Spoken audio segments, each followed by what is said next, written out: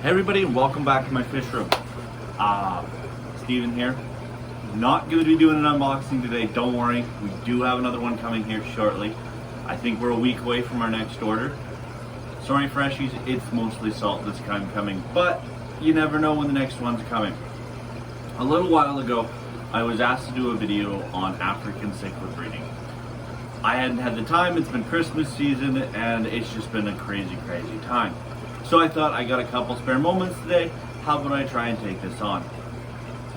So, cichlid breeding is something I did for a long while. I don't know how many of you guys know really where we got our roots, but when we opened up this business, my father and I, we started as cichlid breeders, and African cichlids specifically.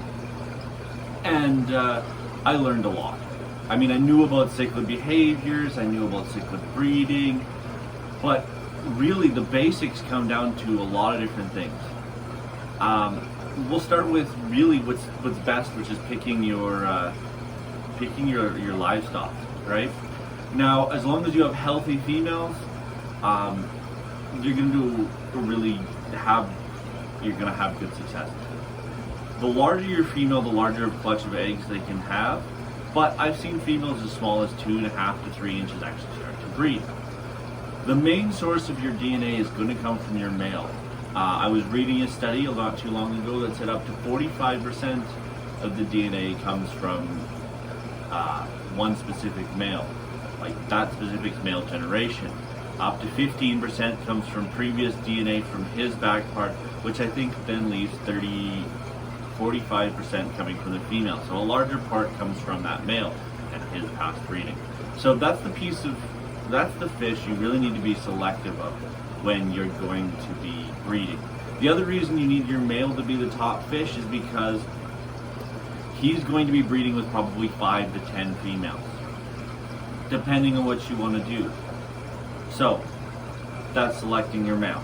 The next thing to do after that is to select your females, right? Now you want them to be about 3/4 to at most half the size of your male. You do not want them to be as large as your male. The male will not have as easy of a time spawning with them because they seem to be a little bit more aggressive when they're the same size as the male. So that's the kind of thing you want to look at, is to pick that size of fish and aim that size when picking your females. Now, the next thing is the number of fish that you want to have in the tank. Now, it really depends how big of a tank you have available to do this. The optimum size is probably a 20 to 50 gallon tank. I would say 40 is really the best size in that thing. And you want to have one male for every 5 females at minimum. I like to do 7 myself, and I'll keep one backup male in another tank, and that was kind of the point. And you want to have, if you're breeding them and you're breeding more than one type, you want to have 2 tanks side by side where the males can actually see each other, but they can't fight. Now this is going to drive them to want to spawn even more. And they'll be spawning a lot. So then you want to have an adequate amount of filtration on your tank. Everybody knows African cichlids are a very messy fish. So I would say aim for 1.5 to 2 times your actual tank volume, even for breeding purposes. Next thing is we're going to tackle diet. So when you're conditioning these African cichlids to breed, you really want to have a high protein diet. So either frozen foods at this time with a mix of pellets, homemade foods are really good, or you want to look for the highest amount of protein you can get in a store-bought protein foods. Some of the ones that I see when I look at some of the brands I use, I can see up to 40 to 50% protein in a pellet, which is really good. But you also have to make sure it's something your fish are going to eat. Excuse me. And so then that tackles the diet part of it. Now, anybody, you can Google up or look up how the African cichlids spawn, but basically it's a process where the male will scare every other fish in the tank away from the thing, and then he'll try and attract the female back down to it.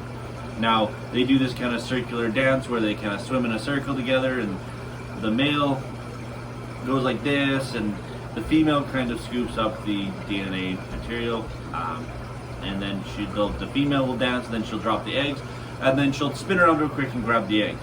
Now, after this whole dance has been done, and it can go anywhere from, I've seen them breed from 5 minutes to an hour. So it really takes whatever it takes them.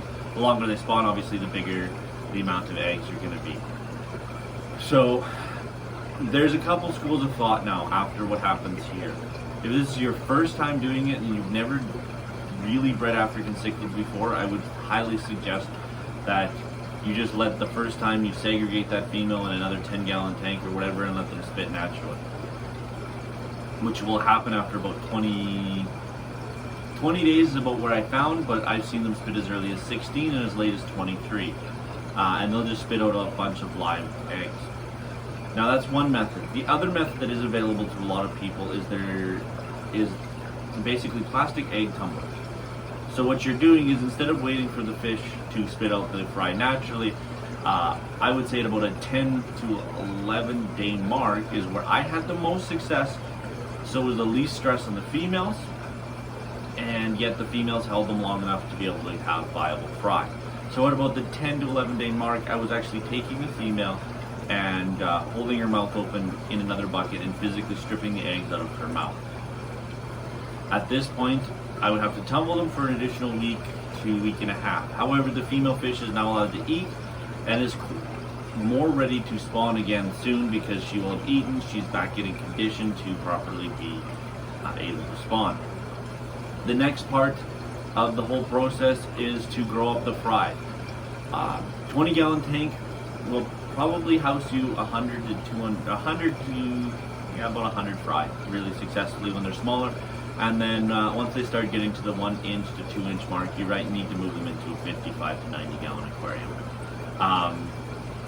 With these fry, the more you water change this water and the healthier and more nutritious this food is, the faster you'll get growth and the faster you'll get color. African cichlids like to, when they're growing, they put out a hormone, and this hormone is meant to inhibit the other males from coloring up so that they can be the first one to color up and spawn. Now, if you change more water, you are removing this hormone from the water and hence letting more and more males color up. You should start to see color in the males as early as 2 inches, and the females, of course, will have no coloration. You will have to kind of learn how to judge the males for yourself. It really becomes very simple once you start watching these fish all the time. You'll see behaviors and everything like that, and it'll allow you to figure out what's a male and what's not a male really quickly. And more importantly, then you just repeat the cycle and have fun.